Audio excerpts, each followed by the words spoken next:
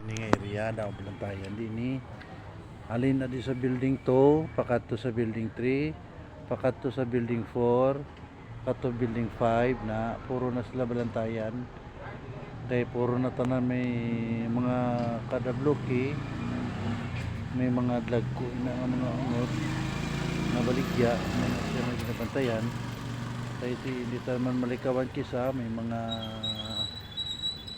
tao nga di mayo nga mangwalaman sila ya patawhay ti muna sila so di pagkaga may mag-complain muna sabto naman namon pero sa pansang 2000 from 2018 duway naman kita mayo na kunting problema sa plaza. Medyo nakuha ng problema man to sa plaza kay iti muna black isang basta ang duty lagi siyang insakto lagi patupad kung anong palisisang syudad. So mga kamakyo ato na nag-roving ng isa kaya mabuhay pa na siya kay karon ang isa din naman nasa piyak makadto. Ako yung steady lang ko diyan sa Takilya. Pagka law na lastos karon move naman kami na ang amon di nga obra mga kamaki. Tawhay siya pero mapanganib. Ito ang tirada sa mga kundi mga sa mga mayong tao ang ilang tirada ni mga alas 12, alauna, alas 2.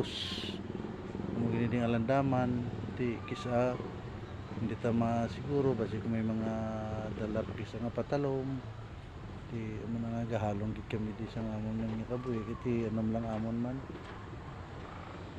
nga makakubra matabla sa insakto makakaon mga pamilya ta mga kamaki makakaon sa kadlaw katatlo okay na mga kamaki ito sa ko puro sulod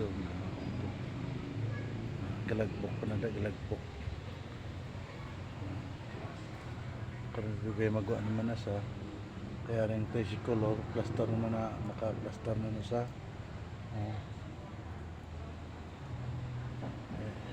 isang tricycle nga maka-plaster kay para panglagas naman kung kasugid man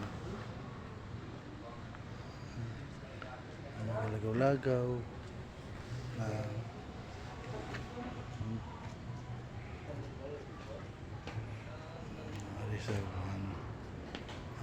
isa na hindi ko po doon gabi na niya pero snappy niya gyapon noon snappy niya gabi na ni basta makatapos pa nila snappy na ni sila niyang gwardiya sa Ilubak Security Agency mga gwardiya snappy.